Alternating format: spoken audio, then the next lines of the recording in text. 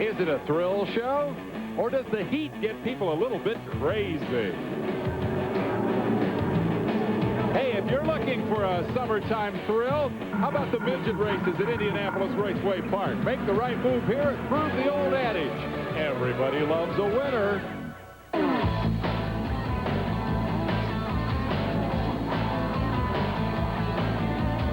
They have big hearts and a whole lot of horsepower. Brave souls and the will to win. Any night of the week, they are still the local heroes. And they live for the sound of thunder.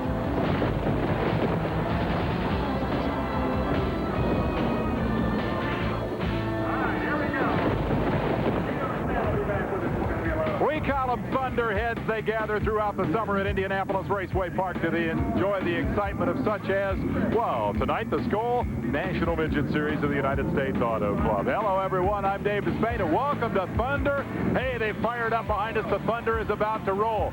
On this program, we cover two things. We cover sprints and we cover midgets. A couple of weeks ago, I stood here with two of the three guys tied for the National Sprint Car point lead, the closest battle in series history. They have since been rained out last Thursday night. We hope to show you the Friday night rain date for that later in the program. But the midget division has a pretty decent point race as well. Take a look at the numbers, if you will. 48 points bracketing the top 5 in the standings, and just 14 points from first to third. One guy is missing from that top 5. Tony Stewart had to make a decision tonight. He's second in the sprint points, fourth in the midgets. He went sprint car racing up in Wisconsin. Bad news for the Stewart fans. But hey, there's good news. Look who's going to sit in that seat tonight. We welcome him back to Thunder, Mike Bliss. This is like coming home for you, isn't it? Yeah, now I'm driving a little something. I know I'm familiar with these cars, and I feel pretty racy tonight, and I think we'll have a good lap. Well, this guy is as successful as anybody in the recent history of this racetrack. No points to worry about, just an opportunity to get out here and gas it up. How do you approach a race like this? Well, Bob East called me and asked if I wanted to do it, and I had nothing going, and I kind of thought about it for about a half a second. I said, sure, I'd love to, you know. I need to get some more experience. I need to get my, hopes back up. Not hopes, but just truck deals, we're going good, but, we're not up in front. It's not, I don't like not winning. So I thought, come back here and give it a shot, and everything's going good. We're starting on the front row, and I wouldn't want to be anywhere else than that. Well, of course, the truck deal he mentions is the NASCAR Super Truck Series coming here next week. I suppose a little more track time on this racetrack might help for next Thursday night when you'll be live on ESPN, eh? Well, yeah, anything you race is track time, so we're excited about it. All right, you go to work. We're going to go up topside, preparing to join the action from the air-conditioned booth, the guys who call the action on Thunder. You know about Gary Lee. He's our Thursday night anchor. Every week I introduce Larry Rice as the 3-time USAC champion. Let us also remind you that in 1978, he was co-rookie of the year in the Indy 500, along with Rick Mears. They are, of course, Gary Lee and Larry Rice. The Gary and Larry Show. Take it away, boys.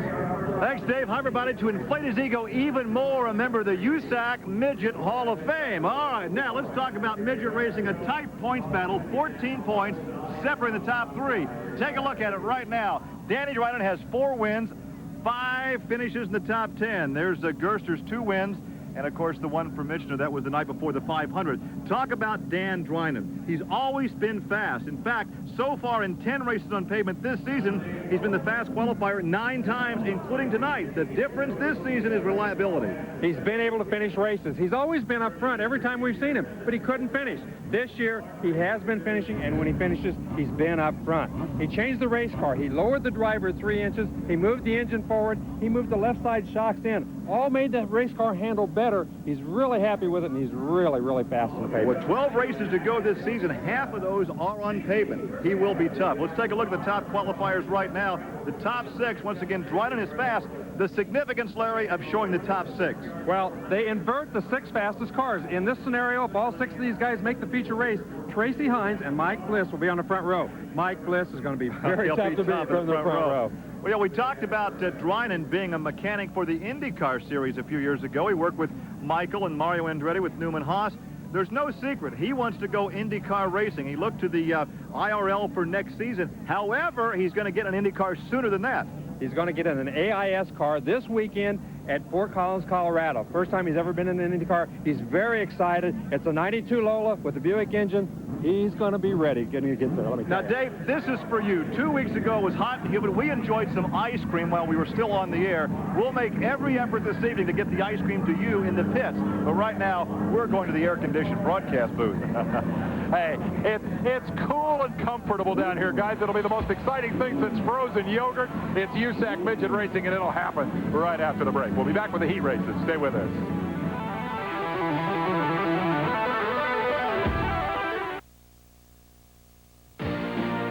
This ESPN Speed World presentation of Thunder is brought to you by Valvoline, the #1 choice of America's top mechanics.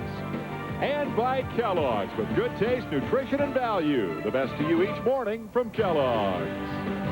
All right, they have a broadcast booth with air conditioning. I have a chair with my name on it. I don't know who this imposter is. The road to victory lane starts right here tonight with 3 qualifying heat races. Top 5 from each go straight to the feature. Non-qualifiers go into the semifinal race. That'll set the field for tonight's money and point paying 30-lapper. The cars are on the racetrack. You don't want to be hearing from me. Let's go topside. Gary and Larry. All right, 3 heat races this evening. We'll take 5 from each heat race. The inverted start, once again, the fastest on the rear. Let's take a look at the starting lineup for heat race #1. Bill Bowie and Chuck Leary occupy row 1. Robbie Flock from the West Coast and Ryan Newman, the teenager, in the second row. In row 3 on the inside is Jeff Howerton. Ronnie John Cox will start outside row 3. In row 4, it's Steve Barth and Randy Tolsma. And rounding out the field, your fast qualifier Dan Drynan and Jeff Hunt, who did not have a time in qualifying. We understand now that Jeff Hunt has been scratched from this heat race. Well, of course, he's the young man that took such a terrible tumble here the last time that we were here, and they have rebuilt the car. Actually, I think it's a brand new race car, so they're obviously having some first-time out woes with that new race car. Well, there's a look at Danny Drynan. He builds the car. That is a Brayton power plant. Jim Wright, who builds that engine, is here this evening. Of course, he once again is a fast qualifier. 9 out of 10 pavement races. He has been quick and holds the track record at virtually all those pavement tracks. Notice how he sits in the race car. See how low and how far forward his rear end is. He's almost laying down in that race car, unlike a lot of these guys who sit exactly straight up. All that helps the CGs of the race car. Bill Bowie brings them off the corner. Looks like a good start as Bart takes a look on the inside, but we should have a good start that time. And Chuck Leary, the rookie of the year from a couple of years back, takes the lead in that black number 30 Leary Brothers Construction entry. Yeah, he jumped out into a good lead. Bowie did not get a very good start at all. We got a battle going in there into turn 3. John Cox takes second in that white number 8. The yellow 62 of Ryan Newman, a 17-year-old high school-to-be senior, is in third. Fourth is Bowie. Remember, the top 5 will transfer. Yeah, Leary hanging on there, but believe me, right now, John Cox is right on his tail. Newman hanging on, and that's Randy Tolsma in the 48 car, that Hawk car that's just moved into 3rd place from clear back in 6th spot. Well, you've got 2 beasts up in front. A Hawk is in 3rd, and then a Kenyon chassis is in 4th. And there is Randy Tolsma on the high side, gets around John Cox, pulls up behind Leary. He looks to be the fastest out there right now. As we talked a couple of weeks ago, although he's had very few rides as far as competition, he has done more testing on this racetrack than anyone this season for a number of different teams in midget sprints and silver crown cars. Yeah, it looks like he might get trapped. He trapped John Cox down there, excuse me. He trapped John Cox the lap before. John Cox almost got up the side of him and trapped him up. He gave Leary a little bit of a tap. Oh, and he gets tapped. And of course, we have to thank the Tolsma family, Randy, his wife Tiffany, for providing us the ties we're wearing this evening, but he says we got to give them back. There, Randy's going to try it again. He's down on the inside. He has it. No, he doesn't. Leary hangs on side by side. Real close competition. He has it. Oh, he hasn't.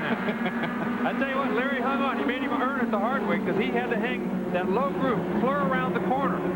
Leary looks like his tire might get a little hard, but it looks like Drynan's having a little bit of trouble. Will have to go through the semi if he cannot move up about 3 positions. 5 will transfer, and he is back a ways. Very unusual for Danny Drynan.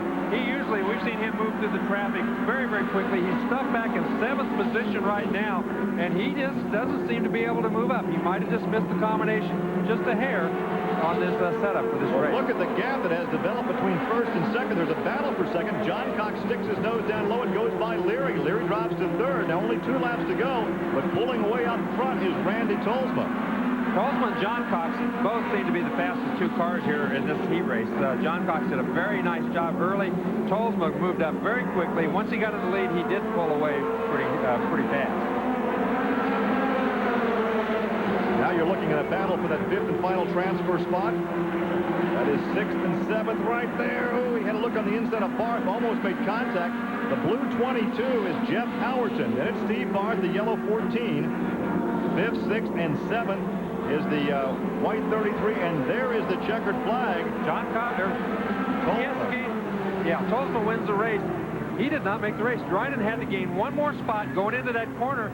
Could not do it. He's going to have to run the semi. Very unusual for him. He's been very quick at this racetrack almost every time he's been on. But as you say, he may have missed the setup, but unlike the heat races, the semi starts straight up. So as the fast qualifier, he'll be starting up front. Well, there's no doubt he's unless he has some terrible trouble, he's going to make the race. But it's just a little troublesome. I'm sure it's troublesome to him, too, that he wasn't any quicker than he was in that race. So Tolzma takes the victory with a clocking of 2:53.80, 2 minutes 53 and 81 seconds. We'll come back and talk to Randy. Stay with us.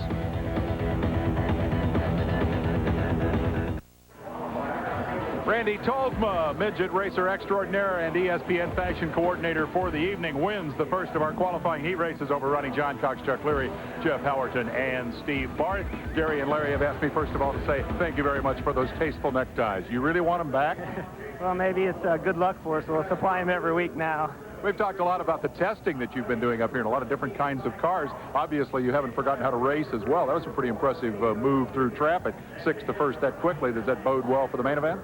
Well, when a Hawk race car is this good, Mike Stryker's put a wonderful car underneath me, and it's just been fabulous to get in and to get work with people that have a good knowledge. And, you know, you can see there the car goes anywhere I want to put it. And you know, Chuck gave me some good racing room, and the professional driver he is, and it allowed us to get out front where we needed to be to win the races and get on TV. He wasn't going to make it easy, though, for you, was he? He held his own pretty good up there on the high line. Yeah, he didn't move out of my way any, but it's a good race car, and Hoosier Tire's given us a great tire tonight. And, you know, of course, the people that have been behind me with Redline Oil and Spies Hecker have just brought me to this level. Okay, man, go get him in the feature. Thanks. Thank you. That's Randy Tolzma. He's come away the heat race winner. We'll go see if we can find out what's up with Dryden and come back with more of the action here from Indianapolis Raceway Park, where the Thunderheads are just digging ever many of. But we'll be right back.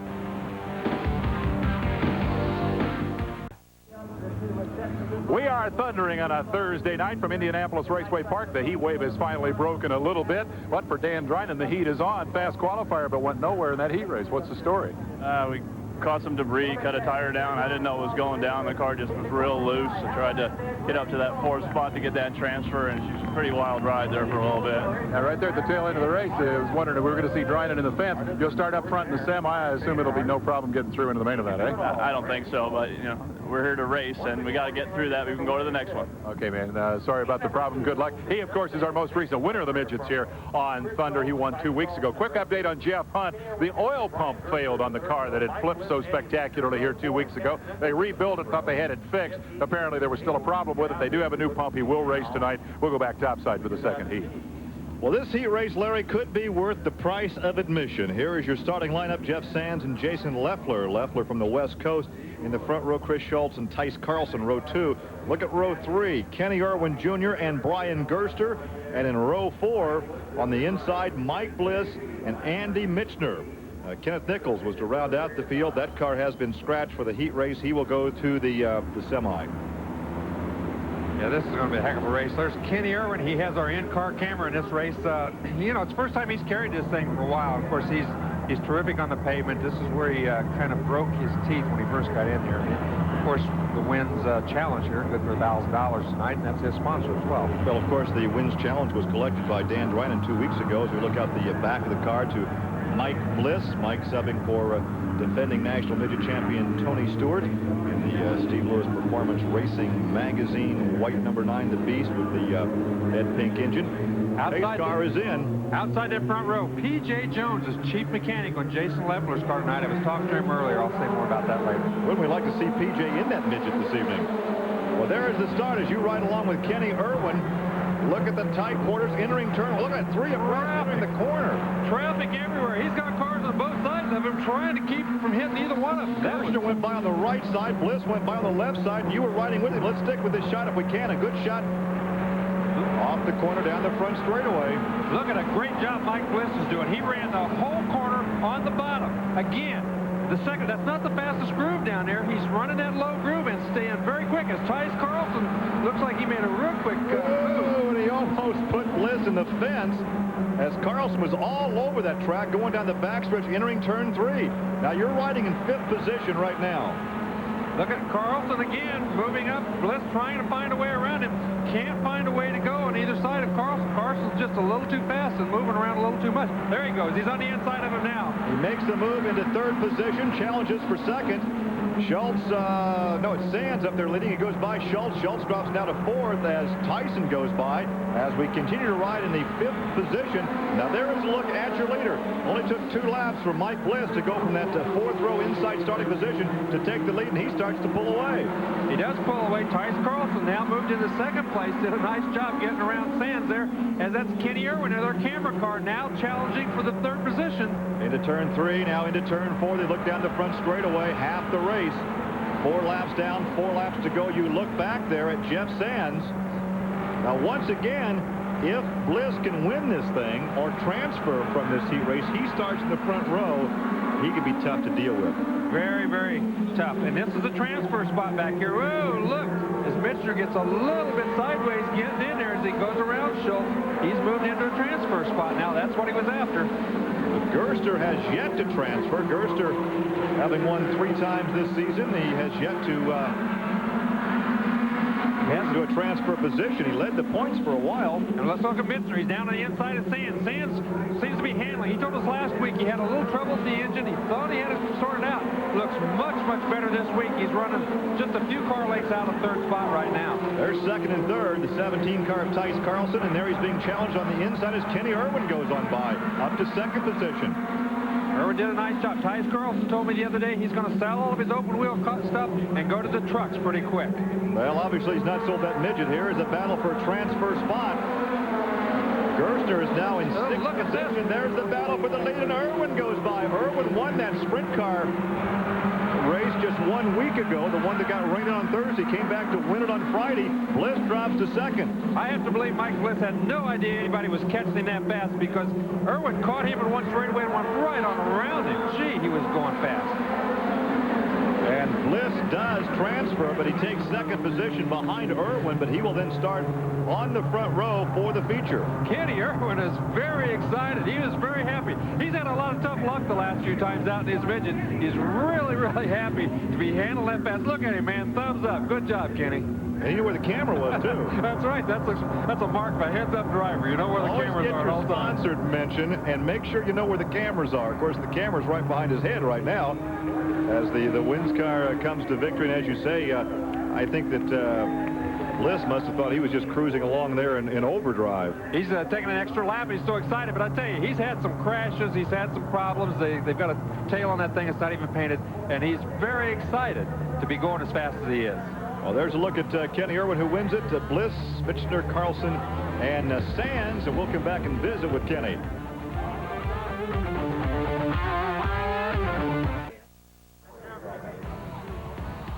Hey, ESPN loves racing, and races like this would have to be considered the reason why Kenny Irwin Jr.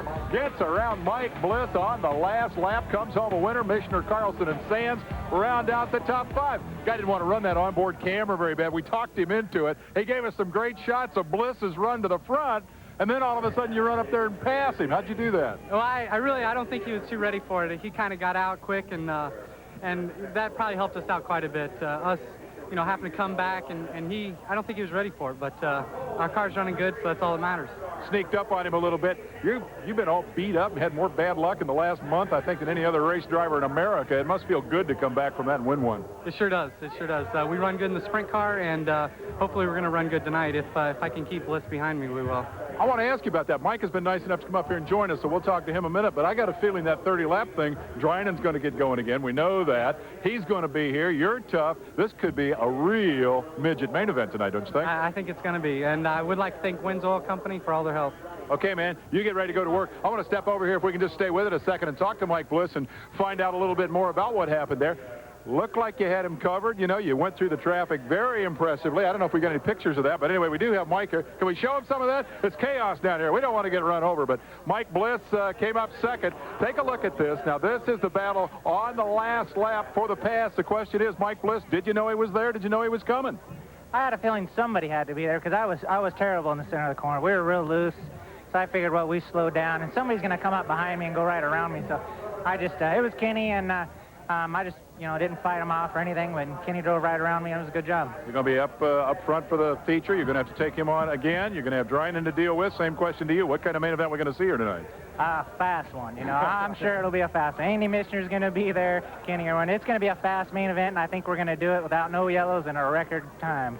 Okay, man, good luck. Can we stay one more second because Andy Michener has popped up here. It's a mob scene in Victory Circle. I'll tell you what, with all those fast guys out here, you in the middle of this championship point battle must have been wondering which way they went. What was up with you in that heat? Well, we're just waiting for the traffic to get sorted out a little bit. You know, we got caught behind there, and they got a real good jump on it, and we're a couple more laps. If it had been a 15 lap, we'd have been close, but no, we're happy with the car. It's a new Timmy Tech chassis, and we're sorting it out. And like Bliss said, it's going to be a real fast race. Okay, man, good luck. This is going to be a ding-dong feature tonight. I guarantee you that. They're hollering in my ear, give me a break, give me a break. We got to get in a commercial. We got more heat races coming up. Stick with us. We're at Indianapolis Raceway Park with all of these thunderheads, and this is the kind of action that keeps us coming back here week after week.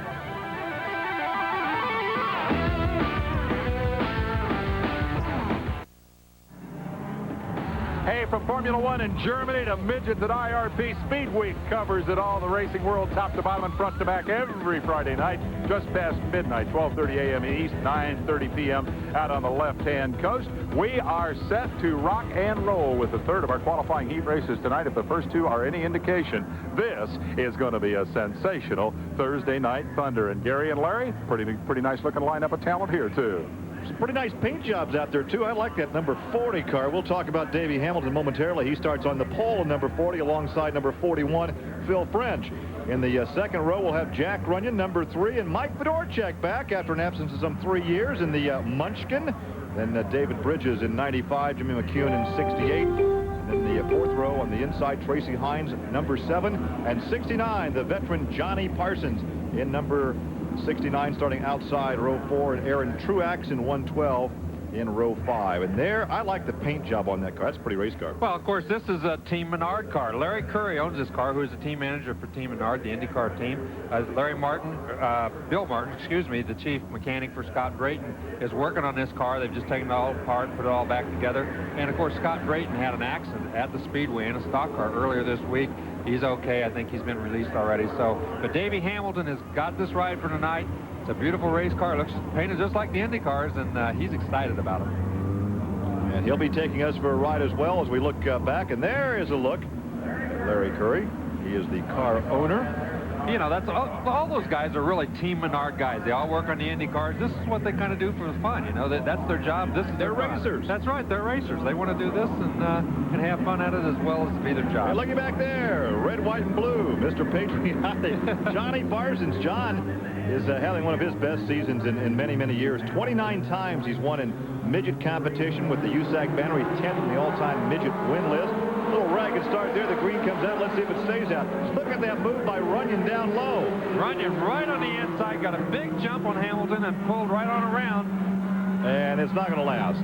Once again, every week we explain it. This week it's your turn. Well, they do that. They go ahead and throw the green flag. They throw the yellow on the back straightaway. The thinking being that by the time they get to the back straightaway, it's more strung out. It's less likely to have an accident. So that's just the way USAC elects to do it. They drop the green, throw the yellow as they come out of turn 2. That way everybody has a better chance to not get in an accident. At least that's what they think. Now you can see why that was not a good start. Right there is 3 abreast, the start-finish line. Runyon way down low. He came out of his inside second row starting position to make it 3 wide. And obviously the pole man is supposed to have about a wheel to start-finish line. Well, that's right. The pole guy is supposed to set the pace. Everybody is supposed to follow him. Runyon got a little bit excited, got a little bit of an advantage, and they decided to make him go back and try it again. Hamilton and French and that CarX car both came down pretty even. Runyon is the one that kind of jumped outside. And you can't blame him. I mean, that's the name of the game. If you can get an advantage, you've got to do it. And he just got a little bit too much of an advantage on that start. French try it again as they come side by side. A good start this time. Once again, Runyon goes down low. He likes the low side. Phil French and the Eddie Griffith-owned car takes the lead. There goes Runyon to the inside of the number 40 car. You look back at the Fedorchak number 5 Munchkin, and he's going to make a move to the inside. You watch Hamilton, he comes up, boy, he almost got into Runyon as Runyon went up in front of him, got out of it just in time, and there we see Fedorchak in the 5 car also getting around him. So Hamilton not having a whole lot of luck right now with that Menard car. He's of Larry Curry. That's John Parsons right behind him, and he's dropped from first. Parsons jumped by him. Yeah, he's dropped clear back almost to last spot. There's obviously a problem with that car. Davey did not qualify well at all. That's why he got started up on the pole for this race. And it looks like that Phil French number 41 car is long gone. Here's a good battle for the second position between the Munchkin and the blue number 5. That's Fedorchak. He wanted to be sure and say CarX. We never mentioned his sponsor last week, so I promised him we'd do that this week. But look at Jack running in the black number 3. He's in second. Mike Fedorchak in that blue number 5, right on his bumper. Those guys running second and third, but look at the whole train right behind him. That's David Bridges right behind, running in fourth in that yellow car. McCune goes to the inside of Bridges. That's the battle of a couple of youngsters there. That's the battle for the 4th position. McCune is 5th. Parsons is back there in 6th position. The blue number 5, that Munchkin, has been away from Raceway Park for about 5 years. In fact, 5 years ago, he set a track record in qualifying, did Fedorchak, and later that same night, Jeff Gordon came back and broke his track record. And now look at this. Bridges did a nice job. The Munchkin moved down. Fedorchak moved down. Bridges moved up on the outside of him, shut off the groove. Then Fedorchak had to stay on the bottom. And when he did that, he's lost 2 or 3. It's almost like the NASCAR. When you move out of the groove, out of the draft, everybody goes by. And that's exactly what happened to Fedorchak right there. Keep in mind, Fedorchak is running the Autocrat VW. He has to maintain that rhythm through the corner and the momentum because that car does not have the horsepower that some of the Pontiacs or the Gerties or the other ones. Well, exactly. And when he moved down there, had to run a shorter line. He just didn't have the horsepower, didn't have the anything to get by him. And look at this. Parsons in the white car. He's on the outside. He gets around Bridges. Oh, little touches. Bridges slid right up in front. McCune hit him a little bit. And here goes Parsons on the inside of Runyon, right on around. Parsons is very, very smooth right now. Well, Parsons in 6th position in the point standings. And over the years, he's kind of been picking and choosing his Midgets outings. But this year, he's been a regular with the Midget Series. He's been a regular, and he's been fast. That Rusty Kuntz prepared car has been quick every place I've seen it run this year. And look at the transfer spot. This is all. Oh, man, are these guys running close. That black and yellow 68 is the 5th position. 7th, or the 7 car is in 6th. That's Tracy Hines, and then Fedorchak. He's one of the fastest 6 qualifiers. And look at this. Parsons has caught Phil French right here at the end. He's got on the inside of it. He got it. I tell you what, he is going to be one excited guy when he gets to victory lane. Parsons, 6th in the point standings. He's finished 2nd like 4 times this season. And he says, you know, a couple of weeks ago, he burned up the tire catching Bryant. Then he could not make a pass. Man, he reeled him in like a catfish on a hot line, didn't he? He pulled him in real fast those last couple of laps. He was really on a mission right there at the end. He caught him and just went around him. He made it look real easy. So Johnny Parsons takes the victory. We'll come back to visit with the guy that has the patriotic red, white, and blue driving suit on. And we're coming back with more from Indianapolis Raceway Park.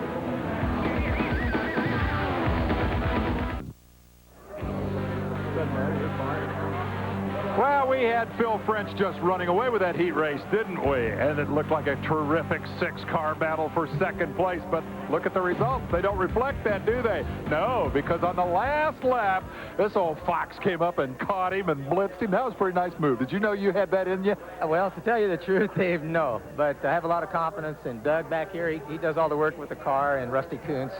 And our car owner, Jay McKinney, gives us the best equipment. And, you know, when you have the best, you know, you can go quick. I saw Phil ahead of us, and I thought, well, there's no way we're going to sit in here. And then the closer I got to him, I noticed his right rear was starting to blister. And he had been leaning on it probably pretty hard to get that lead. But we were a little bit lucky. But then, like I say, the guys work real hard here. I think we've got videotape of that pass for the lead. Let's take a look at it. You think he knew you were there? Well, his tire was gone. I knew he was going to be slow and loose. So I tried the lower groove. And she stuck. I tell you, this car has just been awesome around here. It helps. It pays to go test. We came out with Rusty Kuntz and tested with the guys. And this is where I'm turning it down low in the lower groove, and you're not too sure you want to get down here off the bank or she's going to stay with you, but look at that. She just stuck right with us. And nice. He's sliding around a little bit. Oh, but yeah, he left a little black mark on the wall up there. Parsons says, get out of the way. You're not the guy I want to talk to. Get this lovely lady in here to offer the congratulatory kiss. Johnny Parsons is in great shape for the main event tonight, ladies and gentlemen. We'll take a quick break, and we're going to come back and hear from Jeremy Dale right after this timeout. Yeah, that Jeremy Dale. We'll see all that hardware on his leg and find out what his future holds. Stay with us.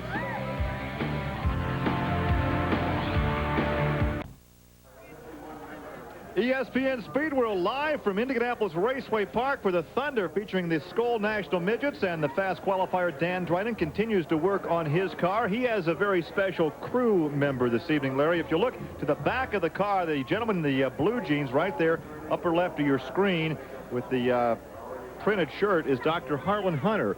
And for all intent and purposes, Dan Dryden was killed in that midget wreck 3 years ago at Springfield. Dr. Hunter right there is a very avid photographer and race fan.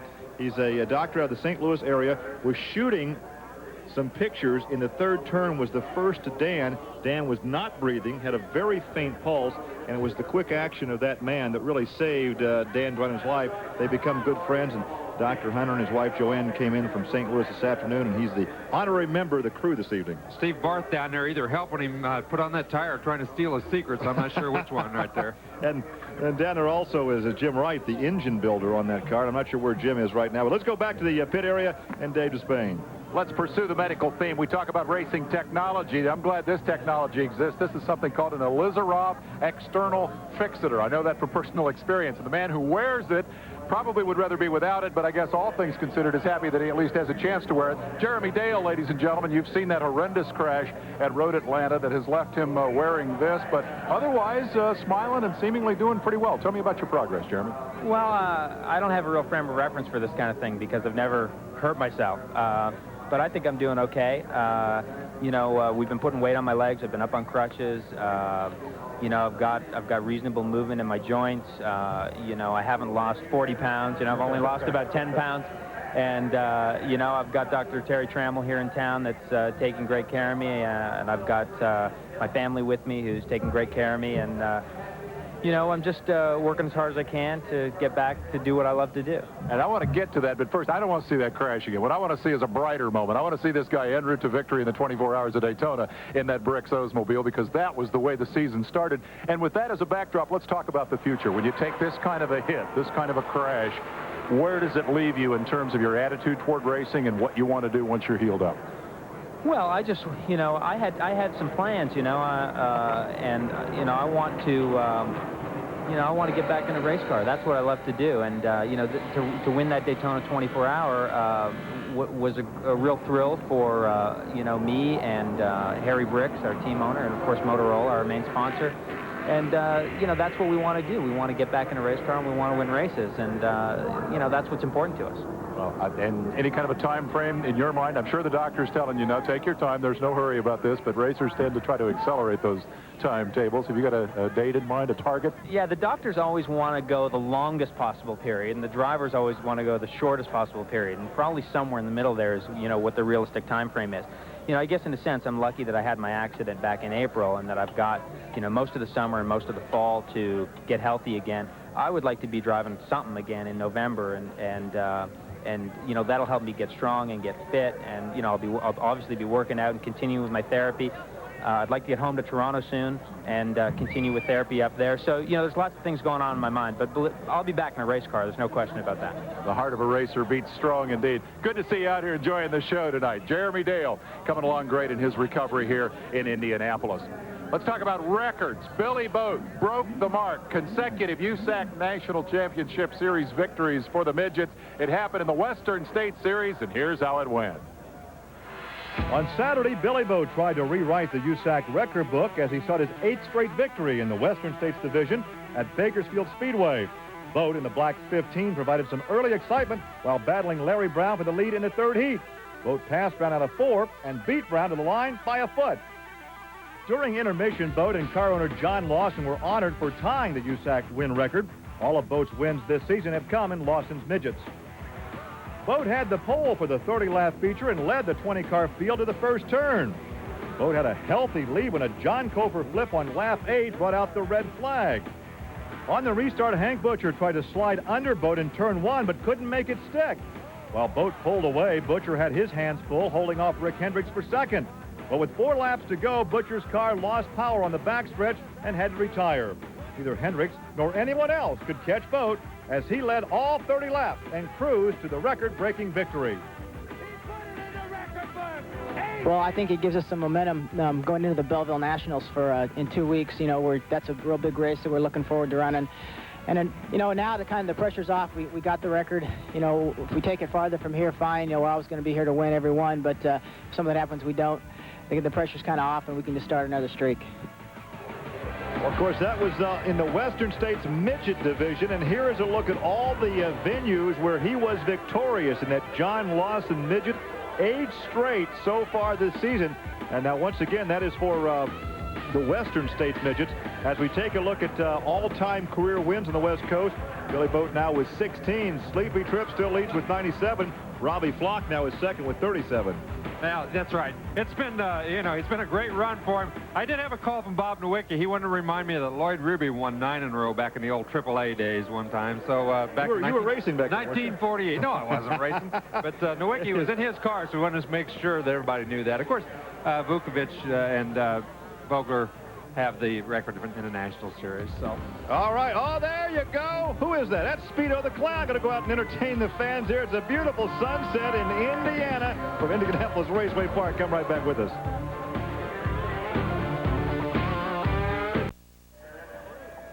Welcome back. Good luck to Chris Schultz and everybody else out here tonight on Thursday Night Thunder at Indianapolis Raceway Park. Look at the fans who have packed into this place. This, of course, is the raciest place in America. Quick update on Hamilton. He says the motor runs, but it's very weak. The handling is poor. Otherwise, the car's just great. He just took some practice laps in that heat race and then pulled off. They're checking the fuel system, and he hopes to be back and running good. That's the update on Davey Hamilton. Let's talk about what's coming up here in Indianapolis. Can you say Brickyard 400? It's going to be exciting. There's been a lot of testing going on this week, but it hasn't all gone particularly well. Let's go to some videotape of what happened out here earlier in the week. Scott Brayton, of course, is very well known for his activity in an Indy car. He climbed into Earl Sadler's number 95 machine. There's Brayton getting a taste of stock car racing, but I'm afraid it has left a bit of a bad taste in his mouth because that car got into the wall in the short chute off turn number 1. It looks pretty here. It didn't look pretty when it was all over. There's the big black mark on the wall, and somewhere in the creek over on the museum side of the racetrack is where the thing ended up, and it was pretty scary. They had to airlift Brayton out of here, and there was a lot of concern at first, but within an hour he was on the phone to the team saying, hey, I'm okay. The diagnosis, a concussion and a chipped bone in his ankle, and I'm told just minutes ago that Scott Brayton is, in fact, out of the hospital. Unfortunately, he will not drive the race. He was one of many stars out here testing the Brickyard racetrack. Let's take a look at what happened during the testing activity. Hey, 16 teams out on Tuesday afternoon testing. There's Rick Mast. Rusty Wallace was there, 4th place finisher last year. 9-time most popular driver. Last year's 3rd place finisher, Bill Elliott, on hand. With the news that a record $4.5 million will be on the line in the Brickyard. Well, Rick Mast hasn't been this excited since he won the pole last year. Now, we get so many questions about Indy, getting on the pole and all that from the fans and everybody, but, you know, when I think about Indy last year, I think about a missed opportunity. You know, you get a car that acts like ours did last year once every 2 or 3 years. You know, the car was just on a rail the whole time we were here. You know, we popped out the 4th turn of the 2nd lap. We're down on 7 cylinders, you know, so we run the whole race on 7 cylinders. All right, check this out. Don't recognize that paint job? Me either. Don't recognize that number? Well, me either. Wait a minute. Orange and black. Think about it. Could it be? Yes, indeed. Back in Gasoline Alley one more time. Ladies and gentlemen, how many more years can this 60-year-old squeeze out of his career? Whoa, who wrote that? A.J. Foyt says this is not what it appears. His knee hurts. Makes it hard to get in and out. I wonder if he's really going to race the Brickyard. I'll tell you, what a guy. Biggest cheer I heard all last year at the Brickyard was when A.J. pulled in after the race. We'll tell you all about ESPN's big plans for the racy week coming up here in Indianapolis, and then we'll jump right into the semifinal action at IRP. Stay with us.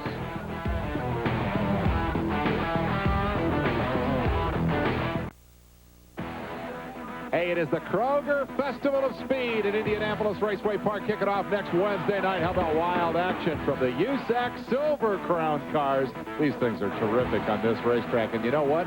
It will probably be our last chance to see Mike Bliss at the wheel of one of these cars. He's bound for the Super Trucks. You'll see this show live on the Deuce at 8:30 Wednesday and on ESPN Thursday at 7:30 right before, you got it, the NASCAR Super Trucks. Mike Skinner, Ron Hornaday, the points leader, Butch Miller, vying for the inaugural honors. The action-packed trading cards, 150.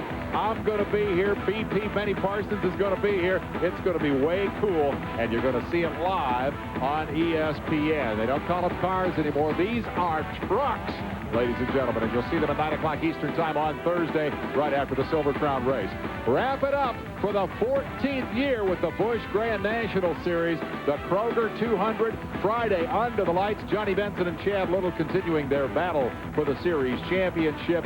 ESPN begins its live coverage at 9 o'clock Eastern Time. Hot August nights on one hot network. We'll see you next week in Indianapolis.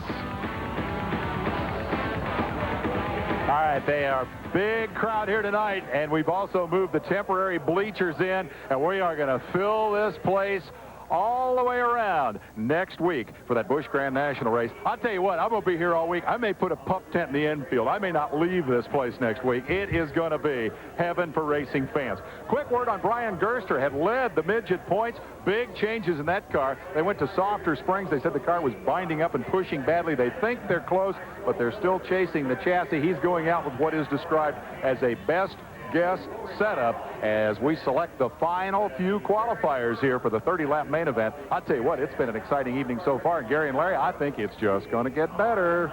Well, I'm wondering if Johnny Parsons might be offering some secret setups there. He's the one riding the Nerf bar. Well, obviously, he's, you know, they're teammates. They share a lot of information. I'm sure John's trying to help him as much as he can.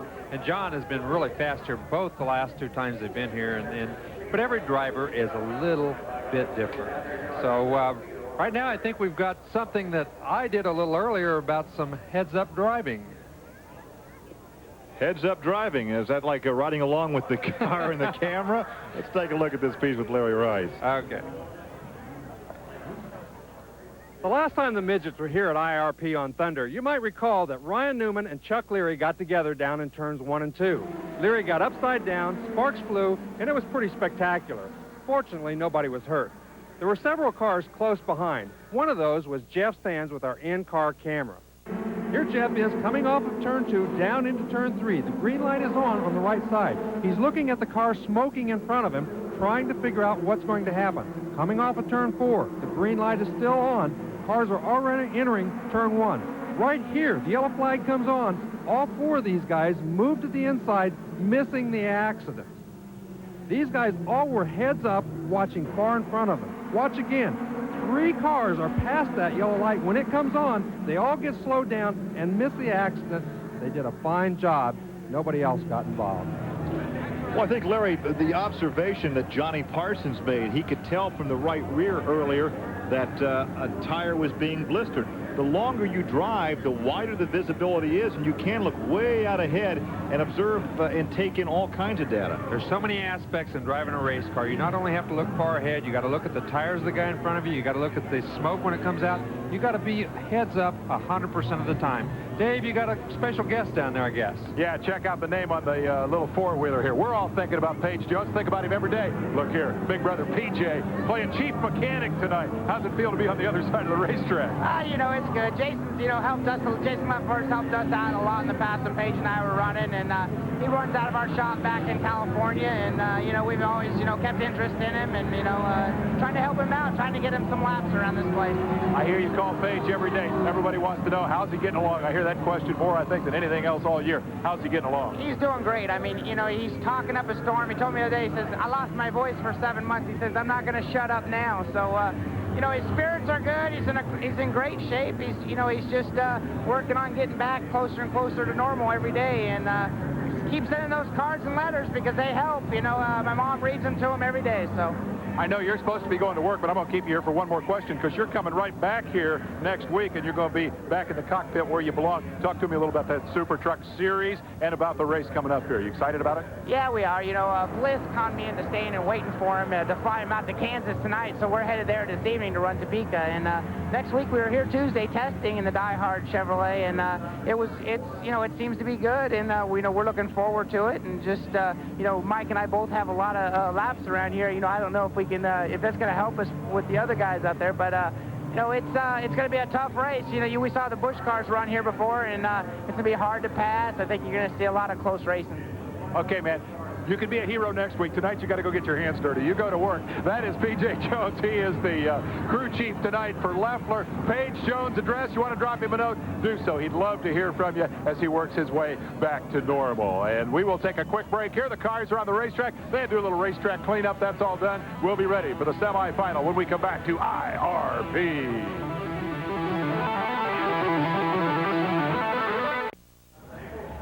Back live at Raceway Park, a young Stan Fox fan there. Get well, Stan, and we've got some great news on Stan Fox as well. Hey, he was out last night. He stopped by Bobby's shop. Of course, he drove the 9 car for a long, long time. Stopped by there. Bob wasn't there, but Bob says he's glad he's out and around, and we're all glad he's out and around. Here's where you can ride him. He's still at the Rehabilitation Hospital. Go ahead. No, when you say he's out and about, he had a 4-hour leave last night. He got a pass, that's right.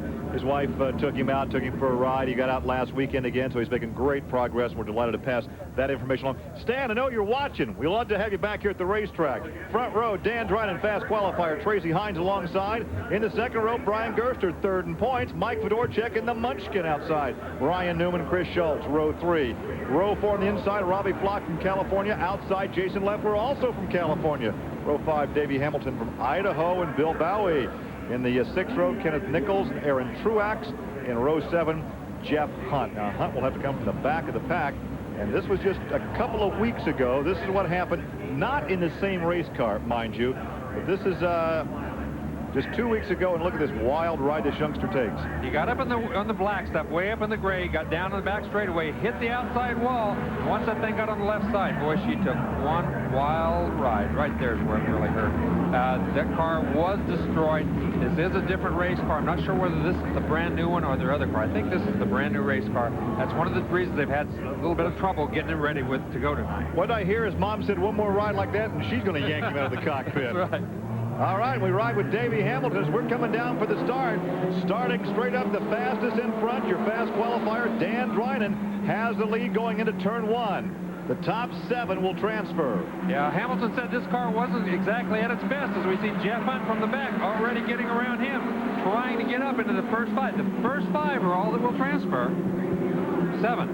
Excuse me, Gary, you're right, 7. They're going to have a 22-car field instead of 20 tonight. So your leader is Dan Dryden. That's Tracy Hines, who is riding in second. Mike Fedorchak is now in third. Incidentally, Fedorchak's car, that blue Munchkin there, is owned by Dick Myers, who's a Chrysler engineer. He is working on that Viper program, that V12 package that Chrysler plans to run at Daytona in the 24 hours and at Le Mans next year. Yeah, that's quite a project in itself. And look at Tracy Hines, and here comes Fedorchak down on the inside. He can't make it work. Dryden still, though, look at this. Hines thrown down on the inside of him. Can't make it stick. Has to fall into second. Well, keep in mind, the guys running 1, 2, and 4 have more horsepower than what the 5 car does. The Munchkin has that Autocraft VW. They're giving up just a little horsepower to these bigger engines. Well, they certainly are. He's always made it up in handling. But I'll tell you, the race cars today handle so well, all of them, that he doesn't have the advantage he had when he first built that race car, I don't think. I'm a little curious because Tracy Hines had a run at Dryden. Now, Dryden starts to pull away as we watch this battle for second. You just saw there for a moment a glimpse of that gap between first and second. Hines runs second in that orangey red and black car. There's the blue number 5 riding in third. Fourth now is Gerster. Fifth is Ryan Newman. Oh, look at Jason Leffler down there in that 71 car. Real sideways smoking the tire as he got way, way too low on the racetrack, it looked like. Schultz trying to get under Newman there for a moment. Newman in that yellow 62. Schultz in the 70 car. And here comes Robbie Flock. Flock, the 3-time Western States champion back here in the Midwest this season racing.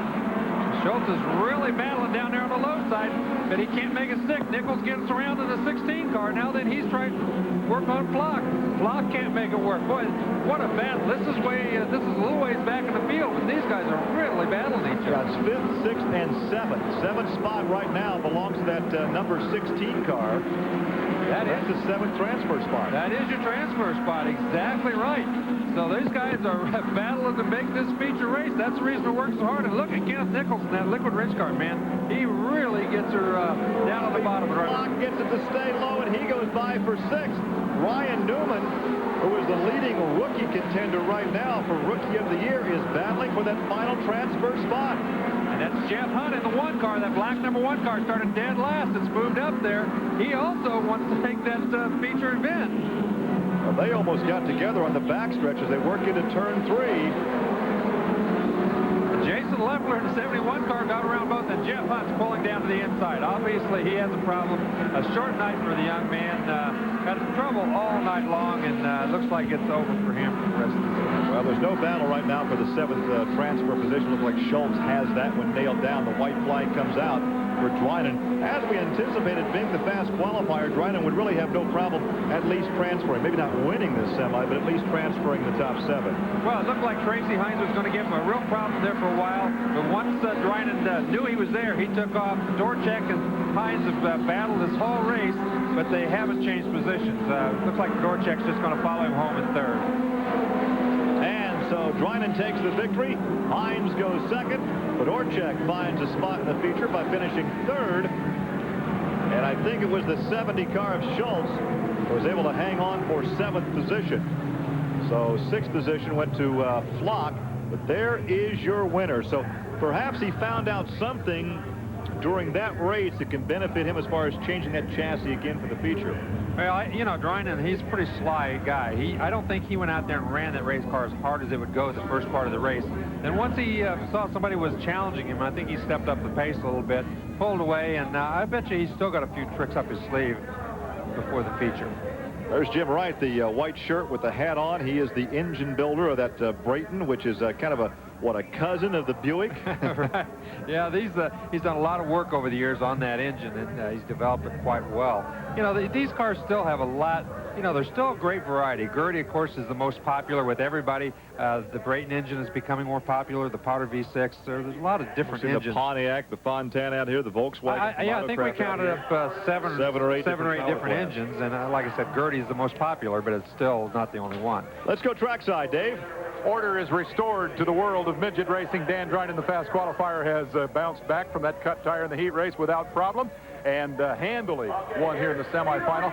You get your qualifying time back for the fast qualifier. You line up 6th for the feature. I want to know about strategy. How quickly do you try to get to the front?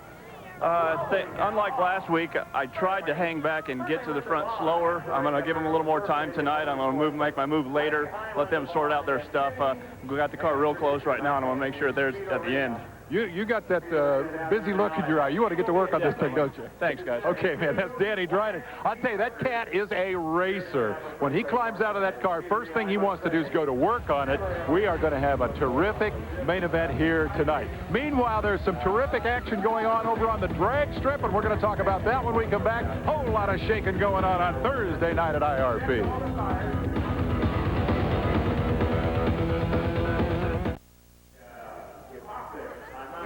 Timing is everything. Moments before we came back from commercial, Speedo the Clown went up in a ball of fire right on the front straightaway here at Indianapolis Raceway Park. This is a crazy place tonight. I mentioned the sprint car battle. They got rained out up in Wisconsin tonight. They will race on Sunday. They got rained out here last Thursday. They ran on Friday, and Gary Lee has all the highlights. The main question on everyone's mind was, would the Glenn Nibel 6-race win streak at IRP continue? Doug Coletta took the early lead from his front row starting spot, but shortly thereafter, fast qualifier Kenny Irwin Jr. in the black 69 passed Chet Phillip for second, leaving Phillip and Nibel driver Tony Stewart to battle for third. After chasing Coletta for the better part of 18 laps, Irwin stood up the defending sprint champion going into turn 3 and made this slide job a perfectly executed move, enabling Kenny to take the lead. Stewart, who was third quick qualifier, nearly a half-second slower than Irwin, was really never a factor, finally moving around Phillip for third, with Jim Mahoney right behind. Irwin held on to take the win, followed by Coletta, Stewart, Mahoney, and Phillip. The updated Loctite sprint standings show Coletta with a 26-point lead over Stewart. Gordon, who won the semi but finished last in the feature, is now third, 40 points behind. Trey House and Jack Hewitt round out the top 5. All right, thanks, Gary Lee. You can bet that Tony Stewart is bummed that he went to the sprint car race tonight and then got rained out. All right, enough about this open wheel stuff. Let's talk about drag racing. This is Indianapolis Raceway Park. It is the home of the U.S. Nationals. But John Blickenstaff of NHRA, we have a little different kind of a national going on this weekend. We've got some videotape to back you up. Tell me all about it. Well, this is the second annual Junior National Championship Day. We have about 725 youngsters age 8 to 17 racing half-scale dragsters in the National Hot Rod Association Junior Drag Racing Program. I came out early today just because I wanted to see some of this activity. There you see, it's just like the real deal that'll be happening here in August. The cars look very much the same. But look at these youngsters looking for horsepower out of those little motors that are how big? Well, they start out as 5 horsepower Briggs & Stratton engines, and then they get modified somewhat. So they get up to 20, 25 horsepower in some cases, but they're all the same engine block. And really just the same as the big guys, the big men and women. It's always that quest for speed and ET. I mean, you're planting the seed of racing very early in these youngsters, aren't you? Yes, we use mostly bracket racing, so they try to determine their dial-in time and to run as consistently as possible, but there's just a real science to learning how fast they can go, how quick they can go, and to try to do that consistently. How do these youngsters qualify? How did these 700 drivers make it to the National? We have about 130 tracks around the country, and each track is eligible to select their top 10 drivers. So if they choose their 10, then those are the kids that get to come to Indianapolis for this Junior National Championship.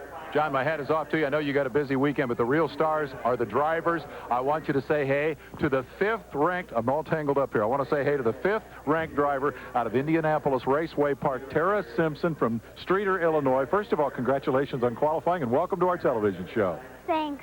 Are you having fun this weekend? Yeah. I want to know, first of all, how fast and how quick will your car go? What's a good time and speed for you? Well, it goes about 45 miles per hour, and it runs, I ran 1320s today. Out of sight. Do you think you can win the national championship? I'll bet there's a lot of boys racing against you. Can you go out there and beat the boys this weekend? Yes, I can. Yes, you can. Spoken like a true racer. How'd you get interested in drag racing anyway? Well, my Uncle Jerry and my dad used to race, and so then my dad took me to the Junior Nationals last year, and we bought my car there, and we've been racing ever since October. And you're having a lot of fun, aren't you? Yes. Okay, big smile. Good luck this weekend. Thanks. That is Tara Simpson. What a sweetheart she is. She and 729 other kids will be burning up their quarter mile right behind us here at Indianapolis Raceway Park this weekend. And we got quarter midget kids going in circles over at the fairgrounds, and we'll take a look at that when we come back. Hey, remember last year we met Jason Rusk here on Thunder, quarter midget racer from out in Colorado. I got eliminated today, hoping to win the quarter midget Eastern Grands here at Indianapolis. Midgets tonight, got kid drag racing, got the Eastern Grands for the quarter midgets. This is a pretty racy place. Gary Lee, tell me all about it. Young racers from 38 states have gathered here in Indianapolis this weekend for the quarter midget Eastern Grands at the Mini Indy Speedway located at the Indiana State Fairgrounds. USAC Midget rookie driver Jeff Hunt is a 2-time national quarter midget champion. Hunt is one of many Thunder stars that served their apprenticeship in the small quarter midgets. It really just teaches you the basics of a car setup, teach you if the car's loose or if it's tight, if it's pushing or whatever. So it gives you just a general idea of how a car runs and how it's set up and stuff. The late Robbie Stanley, a 3-time USAC sprint car champion, began his career in quarter midgets. In fact, he helped his dad Ron build many of the small cars that are still competing today. Hey, there's car builder Bob East with his son Bobby's car. Bet that's a beast chassis. The quarter midget racing is open to youngsters 5 to 16 and makes a great family sport. Racing will continue throughout the weekend at the Indiana State Fairgrounds. And, of course, Larry, that is one of the premier quarter midget tracks in the country, built about 3 years ago at the Indiana State Fairgrounds. Tony George, the president of the Indianapolis Motor Speedway, his son races, and he was very instrumental in getting that race there. Look at the crowd here, and we have to mention that we have some folks that are being introduced to racing for the very first time tonight at Raceway Park. About 800 people from 40 different countries are enjoying the Thunder with us this evening. They're in Indianapolis this week for the Sister Cities International Conference. And, of course, that's a program that dates back to the an idea that came from President Dwight Eisenhower that citizen diplomats should get involved in international affairs, and we are delighted to have them with us, and we certainly hope they enjoy their introduction to midget racing here at Raceway Park. Yeah, we want to say hello to some people tonight. Jim Clark, who's promoter up in Michigan, he was in a car accident. He's laid up at home. I want to say hello to him.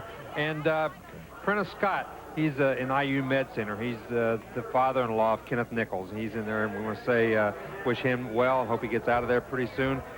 Tony Carter, half-brother to Johnny Parsons. It's his birthday today. We want to say hello to him. And we want to offer condolences to Roxy. Larry Stresch, pilot for Newman Haas and a longtime racing friend, passed away this past week. So good week for some, bad week for others. We want to say hello to everybody, though. Well, look at this. Speaking of first-time visitors, my first race. There's a young one for you. And it's boring him, too. Yeah, he wants a nap and maybe something to eat. Hey, did you ever race at a track where they paid $50,000 to win? Earl Baltus does that every year at the Eldora Speedway. It happened last weekend, and here are the highlights. Eldora promoter Earl Baltus welcomed drivers Saturday to the $50,000 to win Kings Royal. It was evident in the first heat that the big money had everyone's attention. Bobby Davis Jr. got together with Ed Lynch, launching Jack Hottenschild's mount to the air as both cars flipped wildly. The drivers were uninjured. On the replay, we can see that when Lynch's car turned over, it tossed Hottenschild skyward. Also note the number 1 is Sammy Swindell somehow avoids the flipping cars but hits the inside wall. Lynch was done for the night, but the Wild Child returned to win the C-Main. Todd Kane and Joey Saldana comprised the front row for the 40-lap feature, with Saldana jumping out to an early lead. Dave Blaney started 4th, but got by Kane for 2nd off turn 2. Here's something sprint car fans are used to seeing, a Steve Kinzer slide job, this time for 4th past Todd Kane. But Kane pulls off the same move on the King in turn 3. That turn also saw the only lead pass of the race when Blaney shot past the second-generation driver Saldana to take over the top spot. Blaney had this close moment when Rob Chaney spun and was collected by Jeff Shepard. Mark Kinzer couldn't stop in time and slid into the wrecked car. Everyone was okay. Blaney then stretched out his lead and recorded his second Kings Royal victory and collected the $50,000 paycheck. Well, there's the $50,000 check. There's some of the crowd here at Indianapolis Raceway Park. But, you know, Earl Baltus says he would like, before he stops promoting, to have a $1 million to win race. Would that get you back in a sprint car? Wouldn't get me back in, but I'll tell you what, if there's one promoter in this country can do it, it'd be Earl Baltus. And I know he said that. I've heard him say it several different times. And, man, oh, man, it makes me nervous when he talks about that kind of money. Speaking of some of our favorite tracks, the Winchester Speedway in East Central Indiana will host us as we go back there on August the 10th for the Loctite Sprint Cars. And we got a press release from Roger and Linda Holloman over there that they're going to have Reith Riley in to resurface a 15-foot section there, take that seam out, and it should be once again a real racing joint. Yeah, it should. There's our Terry Linger. Terry Linger is our chief spotter this evening. He's Hi, doing Terry. really good. Yeah, they're going to repave the Winchester Speedway. They're going to, that night, they're going to have a world record attempt with a super modified. There was Bob Jenkins on there, did they say? Yeah, Bob Jenkins is up there working or spectating. Doug Dodaro is going to, in the Matsax car, is going to go out there and try to set a world's closed course half-mile record. Boy, everybody's at Raceway Park tonight. You know Bob Jenkins is a race fan because we offered him a chance to stay in this air-conditioned broadcast booth with us. He said, no, look at him shaking his head. No, I want to stay up here with the gang, be a race fan outside. So glad to have all of them here. And we've got a racy feature coming up here, Dave. Absolutely, guys. Thunderheads all. Even the guys that do this for a living come out when they got the night off to enjoy it because it's just a heck of a lot of fun. And the best is about to come. They've fired them. They're pushing them off. 30 laps for the USAC Midgets. It's going to be a thriller tonight. Stand by.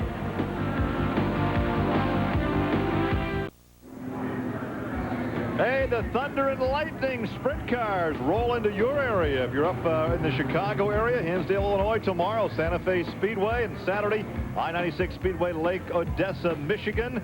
And as we told you, that race tonight at Wilmot, Wisconsin was postponed because of rain until Sunday evening.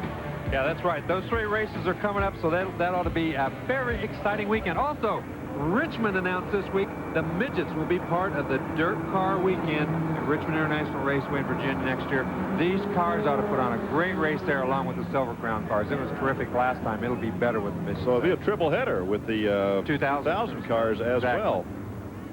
So as you can see, some of the cars are on the track now starting to line up for our 30-lap main event, which should be interesting as we ride with Kenny Irwin. He'll have a camera car.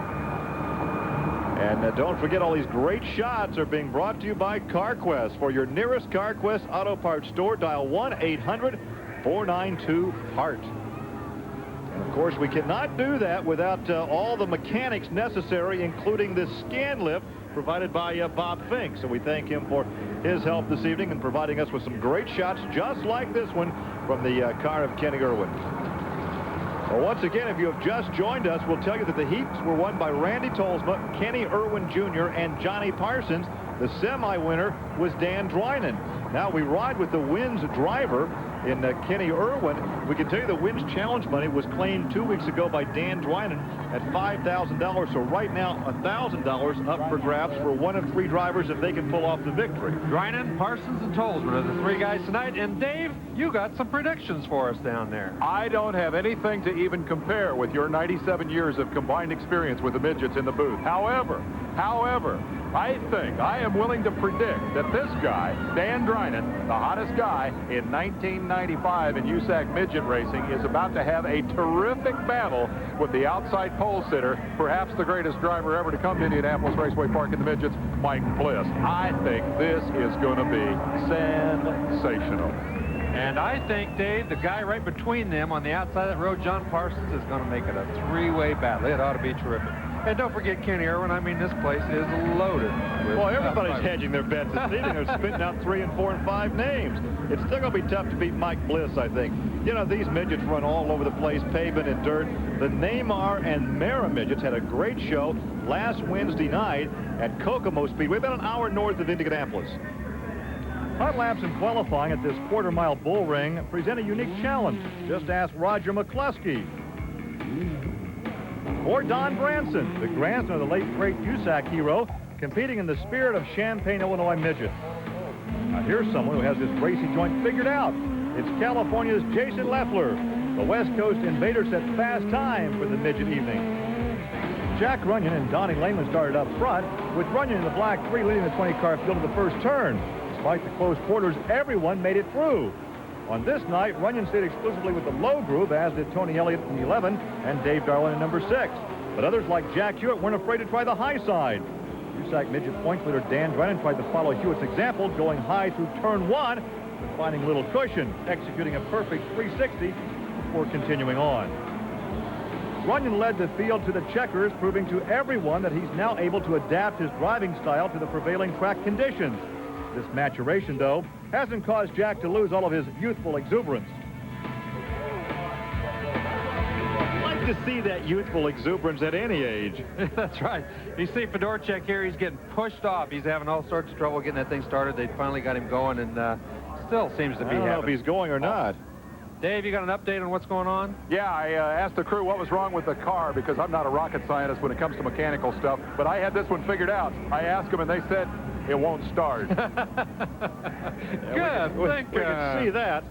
All right, well, now it started, and he will assume his position, although he got the back of the pack because he had to get a push start. Ronnie John Cox also with a problem. Looks like a right rear situation. Yeah, they pulled in. They've got that right rear off, so obviously they either had to change a tire or they had a problem with the suspension, trying to get it fixed and back on there before they green flag this race, and it's only a couple of laps away right now. Well, once again, the first 6 are inverted, as we told you off the top of the program. That's the significance of the first 6 being shown in qualifying. Tracy Hines and Mike Bliss will share the front row.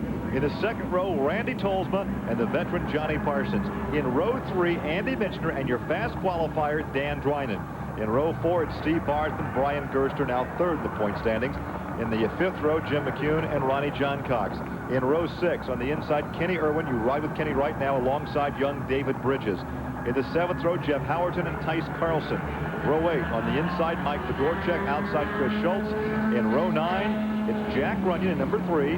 Robbie Flock, the 3-time Western State Midget champion, in 32. The 10th row, Phil French in 41. Chuck Leary in number 30. In row 11, it's Jeff Sands and Kenneth Nichols. Well, it's going to be tough. I tell you, once again, the two drivers in this feature that are up front that chose the hard tire are John Parsons and Brian Gerster, both teammates running for Rusty Coons. Almost everybody else in the first half of this field chose the softest tire. And remember, you race on the tire compound you qualify on. You're racing that all night long, so you may lose some speed in qualifying. You make up for it during a long race. That's exactly right. They're coming down to green now. Let's see if Bliss can beat young Tracy Hines into the first corner and make everybody else chase in. Well, that's good education for young Tracy Hines. His dad, Jim, watching from the grandstand this evening. There is a green flag, a good start as they scramble for position on the break. It is Bliss in the Steve Lewis Performance Racing car by a nose. There's a good battle for second. Hines hung in there very well, but it looks like Parsons has jumped into second spot. A good start. Oh, we got a car way up high sliding around up there. Lost several positions. Looked like Steve Barth that lost a couple of spots. Look at Parsons. Goes to the inside right away as he rushed over our tread cam. Tread cam, duck, and there's your new leader, Johnny Parsons. And hey, he could be on his way to his first victory of the season. Yeah, he got a terrific start. Jumped right into the front right away. Bliss, you know, I think Bliss has given it everything he got. He wants to win this race tonight. Bliss wanted to get back in. He knew he had a very good chance of winning this race, going home a winner. But right now, it looks like there's about 4 or 5 guys. That's Tice Carlson. Tice Carlson slowing down. Johnny Parsons so far this season has finished second on 4 occasions. He's finished third twice. An incredible string. 17th, second, 11th, third, second, and second. So what an incredible finishing string he has had. But right now he's out in front pulling away as there's the battle for second on the inside, and he makes the pass. Tracy Hines and Ramsey Tolsma right behind him, also on the inside of Bliss. Let's see if Tolsma can make it stick. And that Hawk car as he goes down the inside. No, Bliss hangs on. Dryden running back in 5th. He's that 4th car right there in your line in the white car, doing exactly what he said he was going to do. Let everybody else string out and then go for it later. You have to be impressed with this lead that Parsons has right now, considering the hard compound. Well, at this point in the race, Danny Dryden's got to make the decision. I've got to go for it a little sooner than I thought. Bliss is dragging. Oh, car on fire over in turn 3. It's Dryden. Danny Dryden. Saw some flames from Dryden's car. It was from the exhaust. It looked like it was from the rear of the car. Dan Dryden, we talked at the top of the show about reliability, has kept him up in front in points. And as we talk about that, the first race out after that comment, he has a problem. Well, that's right. And that might have been his problem tonight, more so than he thought. There was some sort of a problem as he's trying to put the fire out there. He's trying to just put his glove over that to kill the oxygen to put the fire out there in the exhaust. But no real big problem there, obviously, as he wasn't running away from him or anything. But, you know, it's a tough break for him. He has had awfully good luck all year long with that car. And, you know, the engine might have had some sort of a problem earlier, and that's maybe why he wasn't as quick tonight as he has. Disadvantage, obviously, for Dan, but also a disadvantage for Johnny Parsons. He had built up a sizable lead in 4 circuits out of the 30 laps that we will run. That's been decimated now because of the yellow. Well, and I'm really surprised that tire that Parsons chose, it's an 8. There are 3 different compounds, a 7.3, which is the softest, a 7.5, as we see Dan walking away pretty dejected right there, and then an 8 compound. I'm surprised that 8 was as fast as it was, as quick as it was. Usually it takes a little bit longer to build the heat up in that tire to make it fast, but he was fast from the first lap on. Well, there is a dejected Dan Dryden as he walks away. Johnny Parsons, after 4 laps, leads Tracy Hines, Mike Bliss, Randy Tolsma, and Andy Michner. And perhaps we will have a shot of that. Perhaps we can take a look from the in-car. Now look up ahead. There's the engine that blows up. You can see all the smoke and everything. Somebody just about clipped him. I couldn't tell exactly who it was. Somebody barely missed him to the outside. Danny did a good job getting to the inside of the racetrack, out of everybody's way as Kenny Irwin goes by. But he had some cars very, very close to the backside of him when the engine first let go. It looked like Brian Gerster was one of them that was so close and almost clipped him when that thing first went away. And Dryden was just trying to get out of the way. He did exactly the right thing. Well, I know he's dejected, but at a time like this, you still have to talk to him, and that's the responsibility of Dave Despain. Well, he's managed a bit of a smile here, but under that smile, there's an awful lot of disappointment. What let go anyway? First engine failure we've had all year. It's sort of vibrating going down the back chute, and she kind of tied up. Did you know how exciting it was behind you with everybody trying to dodge you? Only imagine. I was just trying to get low without cutting in front of somebody and causing something else. So it's too bad. Our IWX battling car was really nice. It was real comfortable. Like I told you, I was sitting there kind of waiting, and things happen. Probably dump you back into a position playing catch up in the points again. How long do you worry about this one, and how soon do you start thinking about the next one? Well, we kind of have a different focus right now. Now that we're looking on to something beyond this year, I just want to win each race that I go to. If I win the championship, that's fine, but that's not really our focus. I think it tends to distract people from what they're at each event for, so that's kind of our game plan. All right, put this one behind you. Good luck this weekend out in Colorado. He's going to jump in that couple-of-year-old Indy car, Dryden, with no success here this evening. Blown engine, first one of the year. We'll be back with more from Indianapolis Raceway Park right after this.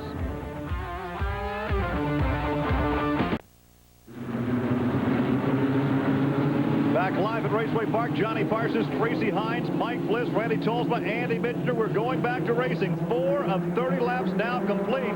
Somebody looked like they jumped the start back there. It may have been car number 2. Yeah, I think Minster did jump the start, but he got out of the throttle, got back into his position. He was supposed to be in 5th. That's where he crossed the line. I don't think there'd be any penalty there.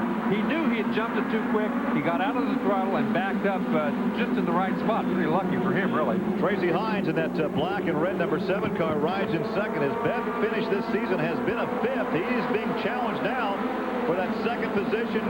2 cars directly behind him, Tolsma and Bliss. Yeah, Bliss tried to get in under him. We couldn't do it. As we ride with Kenny Irwin, he's right back there battling away. But this is quite a battle. Bliss on the outside, Tolsma on the inside, Tracy Hines right in front of him. Reminiscent of one about 3 years ago, 2 years ago, when those guys went back and forth lap after lap when Tolsma finally picked up the victory. Yeah, quite a battle by those guys. It's Andy Minster in that number 2 car riding in the 4th position there, as you see him, and that's Brian Gerster in the blue car, who's actually riding in 6th position. And Parsons is starting to check out again in your pack. Hines, Bliss, Tolsma, and Michener. That'll be 2nd, 3rd, 4th, and 5th in a freight train. But hey, Parsons is waving goodbye to those youngsters. Well, Parsons, after about a lap, that thing gets the tire a little bit warmed up, and he just kind of pulls away. These guys right now are having their own little private battle. Look at Bliss down to the bottom. Can't make it stick. Goes way up high, and I thought maybe Tolsma might have a chance to get under him, but he couldn't do that. Parsons has 29 USAC Midget victories during his career. He's 10th on the all-time Midget win list, so this would put him one closer to moving up to 9th. And of course, what's happening back here, while these guys are battling each other, they're abusing their tires, trying to get around each other, battling each other. And while Parsons just goes out there running straight as a string, not having to battle with anybody. And look at Minster, he's on the outside. Oh, he couldn't pull it off. He was on the outside of Tolsma, thought he had a good chance of shutting him off from the groove, but Tolsma moved right back into the same spot. There is Michener right behind Tolsma. Tolsma right behind Bliss. Now we'll see Bliss in action with NASCAR Super Trucks next week live here on ESPN. We'll also see Mike and Randy Tolsma as well in the Silver Crown Series race that we'll do here next Wednesday evening at Raceway Park. Now Brian Gerster in the blue car. He's moved right up in the battle. Tolsma on the inside of Bliss. This time he makes it past. He went right on around him as Bliss got it just a little bit loose coming off that corner. Back in slipped a little bit, and he lost so much speed going down the straightaway. It also gave Andy Michener the opportunity to beat him into 3. So both those cars got around by just one little slip. Good battle now for 2nd position. Parsons checking out on a Stealth chassis. A Beast chassis is now 2nd, and a Hawk chassis is now 3rd. Quite a variety of race cars, all of them very, very fast here. That Stealth chassis, of course, built by New Zealander John Godfrey, and obviously he's learned how to do it well. The Beast car running in 2nd, as you said, and Mike Stryker's Hawk in 3rd, down on the inside of Tracy Hines. And Tolsma goes on by for 2nd. Hines dropping to 3rd. Yellow flag, 3, 4 cars involved. Several cars involved coming off the 2nd corner. Still cars getting into that as the red flag is out. That was a hard crash. There was a very severe impact after the initial contact. A couple of cars had gotten together. There's a look at Kenny Irwin. He is climbing out as you look once he climbs out over the top of his car. A couple of cars had gotten together. The yellow came out. Then there was an intense impact. after the initial contact, and that's when the red came out. 12 laps now complete. We're trying to identify the cars involved. Of course, we saw Kenny Irwin climb out. He is okay. The 41 car of Phil French, the 95 car of David Bridges, and there's a blue car up there, and it looks like number 22 of Jeff Howerton. Now, watch from the in-car camera. Now, this happens off in turn 2. There's the 14 car of Barth right in front of Kenny Irwin. But look on up beyond that. We're seeing this as you're seeing it going through turns 3 and 4. You can see the Irwin's down on the inside trying to get around Barth. As they're coming off too, they make contact. Those two cars make contact first, slide back up into the wall. Barth and Irwin are sitting there as along come 2 other cars. That's Bridges, who really nails them hard. He got together with Jeff Howerton in the 22 car, the other blue car, and French comes through there with no brakes, and he went into him. That was Jeff Bridges, though. See, these 2 cars are sitting there. They've already spun. Bridges and Howerton got into each other, and Bridges got way up in the air. Bridges hit Barth, and Howerton came unsubmarined under Bridges and kicked him up in the air. Both of those 2 cars, see, they had lost control. As they hit, they had no way of stopping. They had no brakes, and Bridges was clear on top of the cage of Howerton's car. As a couple more. Jack Runyon, you see, in that black number 3 car. He spun as Phil French had obviously hit something and lost his brakes. Once you lose the brakes in these cars, there's absolutely no control, and that's what happened. I think we have Dave Despain down there with some of our guys who are in that accident. Dave? First couple of guys have gotten out of their cars. Jeff Howerton, you're okay, I take it? Yeah, I'm fine. Tell me how it happened.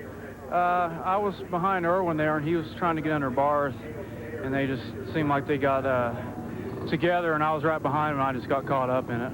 You okay, though? Yeah, I'm fine. And right next door is Kenny Irwin Jr. You're okay, too? You've taken more than your share of beatings on this television show lately. You all right? Yeah, we're all right. Just going through 1 and 2, me and Barth. I got up into him, and I thought I was going to be able to clear the pass, and I just hit his left front tire a little, and that just got us sideways. Okay, but you're okay. So 2 out of the 4 are okay. We'll just keep checking and get right back to you guys. Well, there's a look at Steve Barth with helmet and neck collar in hand, takes that long walk across the infield, and we're going to take a look at this in real time again. And I told you to look way ahead as we were riding with Kenny. I didn't realize Kenny was actually involved. Now watch as Kenny and Barth get together. Now this is in real time. And Kenny...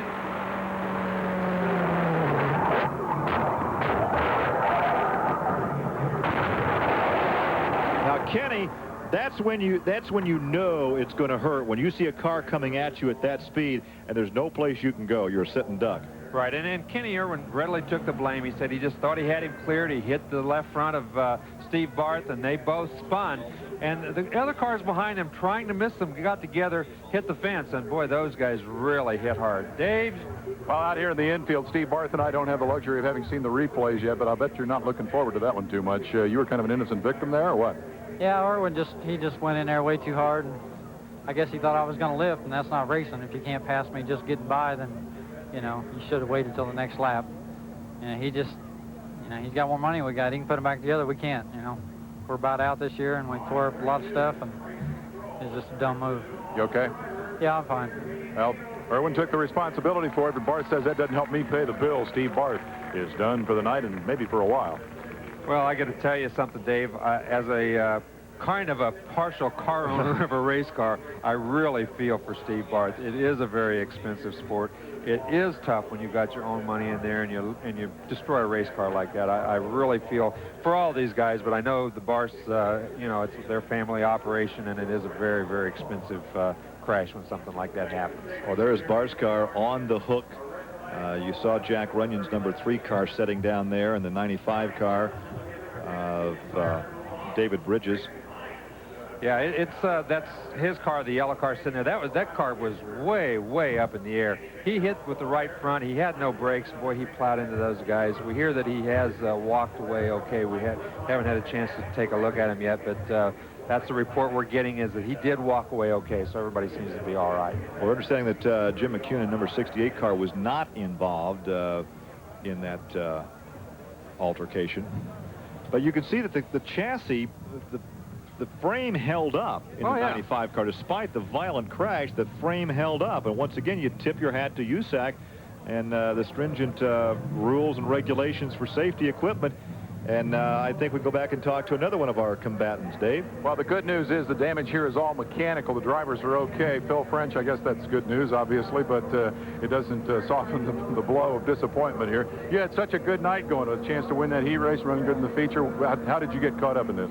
Well, I saw the cars spinning in front of me, and then they rolled down the track, and it happened so quick. You can't react fast enough. And I think I ran into Kenny Irwin, who was already stopped on the track. But I was banged up my knees a little bit, and they checked it out, and everything's fine. What do you do in that moment when you know there's no place for you to go? Do you really have time to react? Are you able to do anything to try to protect yourself? Oh, you just try to hang on as tight as you can and hope you don't hit very hard. There's not much you can do. You can't react, and sometimes if you react, it makes it worse. So you just kind of hold on and hope everything's gonna be all right. I'm glad to see that little bit of a smile. Phil French is okay. We're going to take a break here while they clean up the mayhem. The drivers are all A-okay here at IRP. That was a wild one. We'll be right back.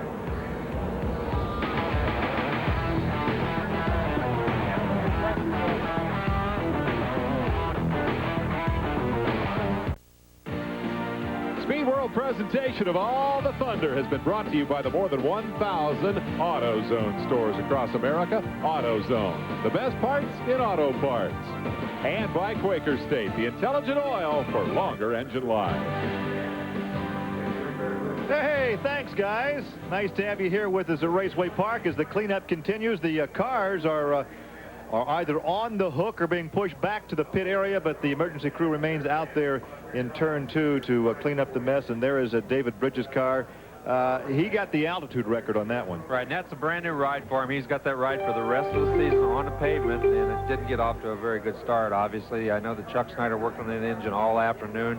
They had a couple of new sponsors, graphics, marketing, and what was the other one? I can't remember right now, but I'm sorry, guys. But I know they had a couple of new sponsors here. They wanted to really impress, and they had all kinds of trouble. 12 laps out of 30 complete. As you saw the top 5, there's your top 10. Robbie Flock rounding out the top 10. And Dave, I have to tell you, as we go back to you, they're still working on Drynen's car, and there's no hope of getting back in the race. He's down like 12 laps, but they're still working on it.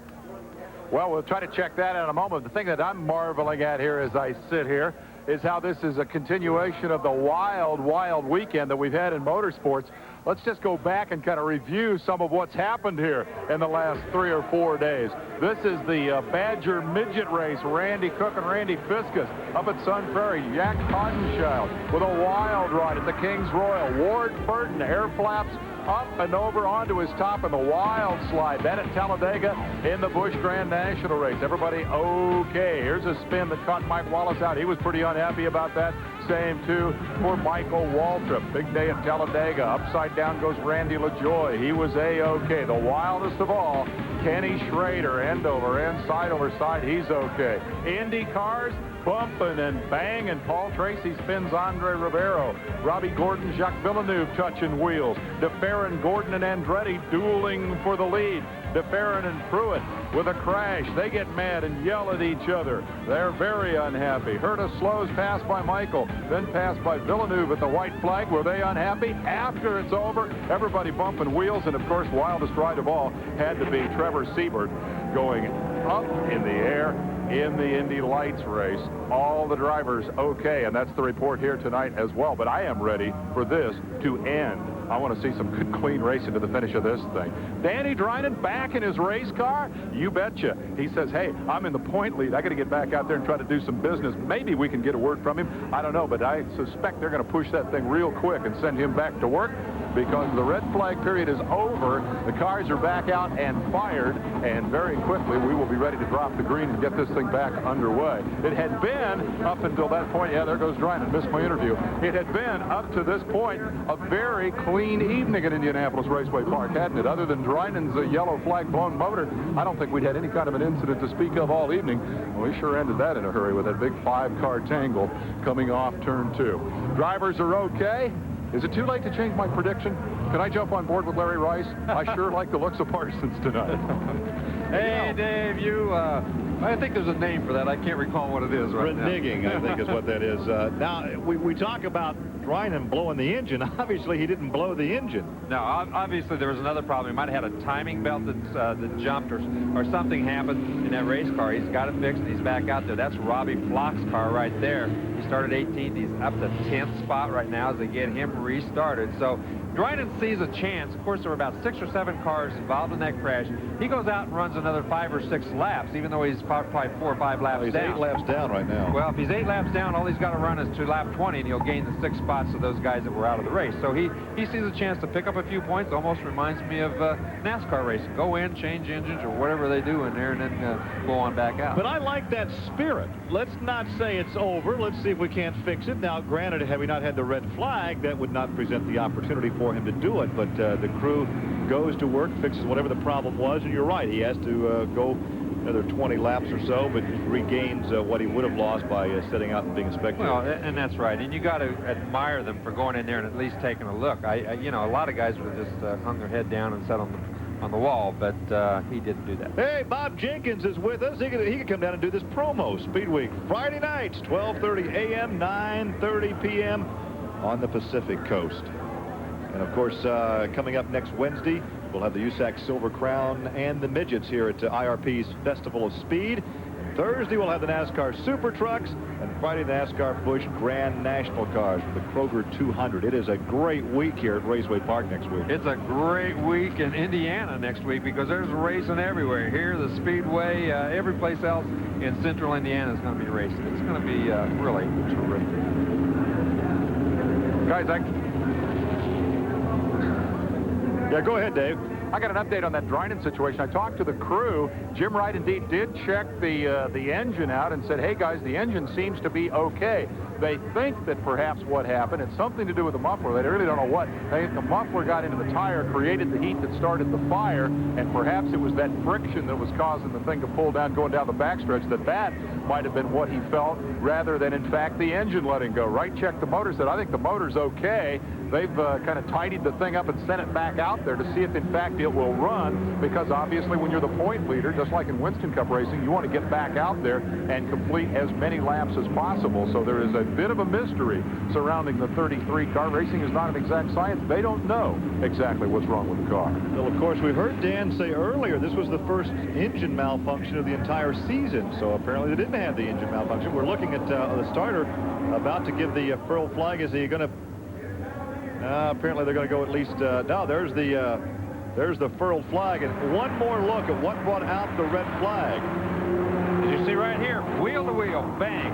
Kenny Irwin hits him. They're sitting there dead ducks. Man, oh man, that was the hardest hit I've seen for a while. As they come through there, about 6 cars, 7 cars. That was that. I tell you what, David Bridges hit those guys about as hard as I've seen anybody hit a stopped car for a while. Well, you heard, I think it was Phil French say he had some sore knees. Most of these guys will have sore knees tomorrow because there's just no room in the cockpit of a midget, and the knees are right there, and they take a lot of abuse. Very, very tight, very close to the race cars. As we come around now, the pace car is off the track. 12 laps complete. We go to work on lap number 13. The green flies again. Now let's see if Parsons can check out as he has before. The battle all evening has been for 2nd, 3rd, 4th, and 5th because Parsons has been way out in front. As you see right there, Parsons, Tracy Hines is the one that pulls down to the inside. He kind of holds up the pack as Parsons just pulls away. Tolsma running in 3rd and Andy Michener in 4th. And that freight train is, I think Tracy Hines is holding Tolsma and Michener up right now. Well, Parsons, that's to his advantage because he pulls away and puts some more daylight between 1st and 2nd. Then it's Tracy Hines, then Randy Tolsma, then Andy Michener. Yeah, so you see Tolsma, he's trying to find a way. He's trying to find a place. Michener moves to the bottom. Tolsma's tried the bottom. He's moved up a little bit. Tracy Hines is running just perfect where you can't run low and you can't run high. He's not running in the high groove. He's running right between the high and the low groove.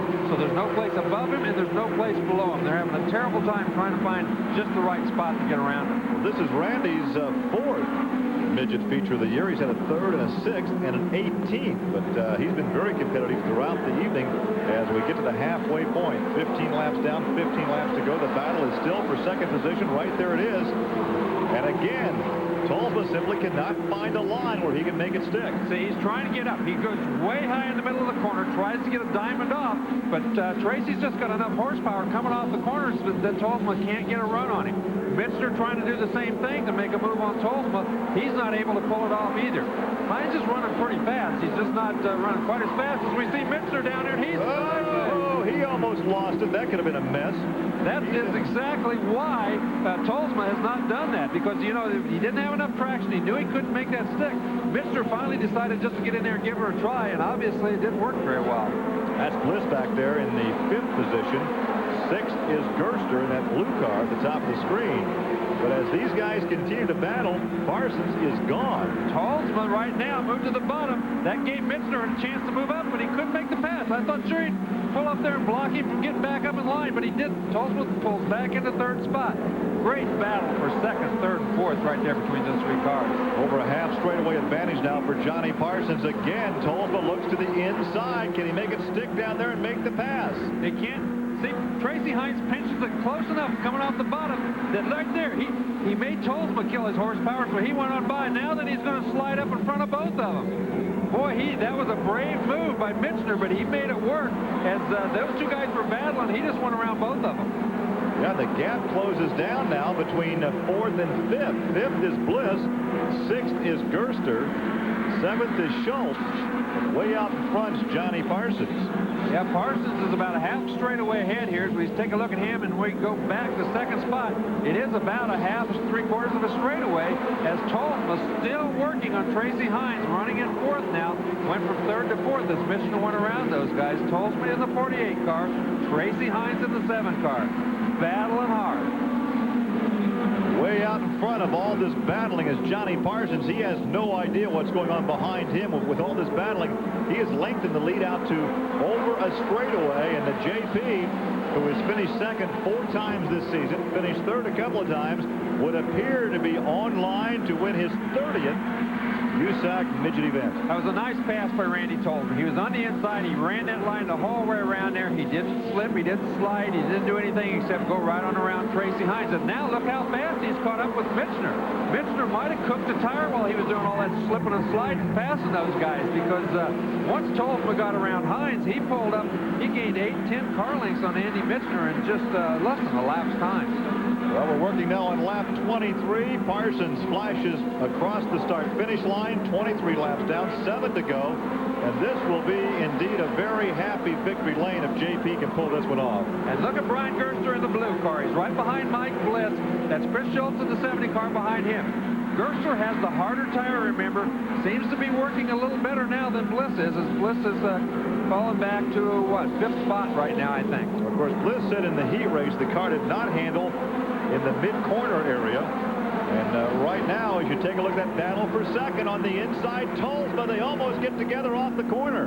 Tolsma really seems to be a faster right now, but he just can't quite make that pass. I think that the car of the 2-car Michener's is very, very loose. You can see the back end. See it right there? See it hanging out? That means he's loose. He's probably blistered that right rear tire. And you can see that. Tolsma can see that, but he's still got to find a way to get around him. Oh, definitely he's got a blistered right rear tire. He's just hanging on for dear life. Randy's just got to find a way to get around him as that red car goes through the corner sideways. Just 4 laps to go as Johnny Parsons flashes across the start-finish line one more time, and you can see how loose the 2-car is coming off the corner. And at this point, all Tolsma can do is going to hang on, bide his time, make the pass, and accept 2nd, because there's no way they can catch Parsons. Yeah, right now it's a battle for 2nd place. Michener trying to hang on with a tire that's pretty well used up. Randy Tolsma trying to find a way around without using his tire up. That's his problem. By going to the inside and sliding around down there, he could use his tire up too, and then he wouldn't have a chance to get around him. So he's got to find a way to get around him and do it smoothly. This is lap 28 as you follow that battle for 2nd off the 2nd corner. There's the bobble right there coming off the 2nd corner, and that bobble allowed Randy Tolsma to go by the low side and assume 2nd position. Believe me, that was a nice job driving by both those guys, because that tire is so bad on Michener's car. He's doing a heck of a job just to run it as straight as he is. Johnny Parsons will pick up the white flag as he comes off the 4th corner, this time down. Man, he made this thing look easy tonight, that old man, didn't he? Well, oh, you called him an old man? 50 years of age. Look at this, Brian Gerster. 1 lap to go, and he's slowing on the backstretch. Johnny Parsons will celebrate his 51st birthday. I think it's August the 26th, but right now he's going to celebrate this victory, number 30 in his storied USAC career, and he takes the checkered flag off the corner, and there is Johnny Parsons. Talk about youthful exuberance. He is one happy guy. I love it. I love it. I love to see a guy like John Parsons. He's a master of his trade. He's been at it for so long. Rusty Coombs right there, the chief mechanic on the car. He's enjoyed so much success. Won every big race in the country as a chief mechanic.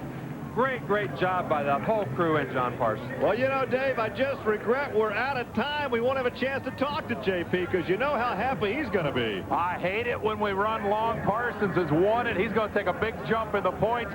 Dryden, the leader, broke. Gerster broke. Stewart wasn't here. Parsons will move up. Mishner with 3rd place will move up. Tolsma is back. What a night. You'll at least get to see Johnny pull into victory lane with his 30th career USAC Midget victory. Kitty there to congratulate. Next week we'll be all over Indianapolis Raceway Park with Silver Crown and trucks and Busch Grand National cars. For Gary and Larry, I'm Dave Despain, and we're out of here.